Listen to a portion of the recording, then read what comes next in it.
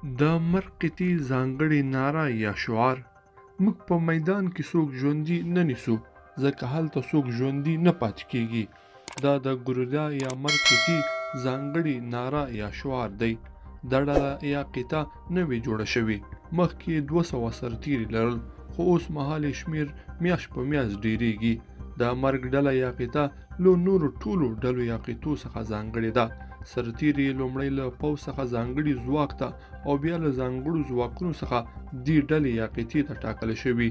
دوی پر مخونو ځانګړي څېرې لري، په ځانګړې توګه د چاپو وهلو لپاره روزل شوي، خو په سختو عقرونو یا حالاتو کې. او اوس مهال چې امریکا وایي سرتیري وباسو او د نورو ځواکونو د مرستې په پار د جګړې ډګر ته هم ښکته کیږي. دوی وایي موږ په میدان کې څوک ژوندي نه نیسو ځکه وایي هلته څوک ژوندي نه پاتې کیږي، نو څوک ونیسو؟ رښتیا هم نو څوک ونیسي؟ پوځي چارواکي وایي د مرګ ډله یا قطعه تر ډیرو سختو کړاوونو یا تمرینونو وتلې، او په وینا یې چې په یاده ډله یا قطعه د امریکا تر ډالټا فورس ډلې یا قطعې څخه لاندې نه ده. د دې ډلې بله ځانګړنه دا ده چې دا لومړنۍ ډله یا قطعه ده چې له بهرنیو روزونکو پرته یوازې د افغانانو په لاس روزل شوې. د جګړې پر مهال د ښځو، سپین ږیرو، ماشومانو او ټولو ولسي وګړو د ساتنې ځانګړی ټینګار پرې شوی دی.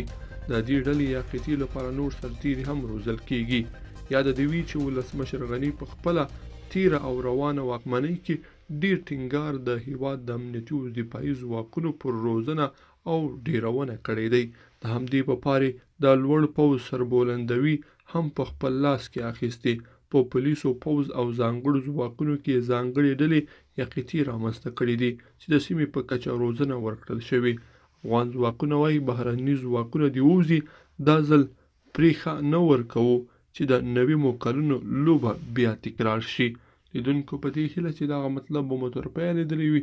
که مو دا ویډیو خوښه شوې ویډیو لایک کړئ او چینل سبسکرایب کړئ. تر بیا ښه وخت.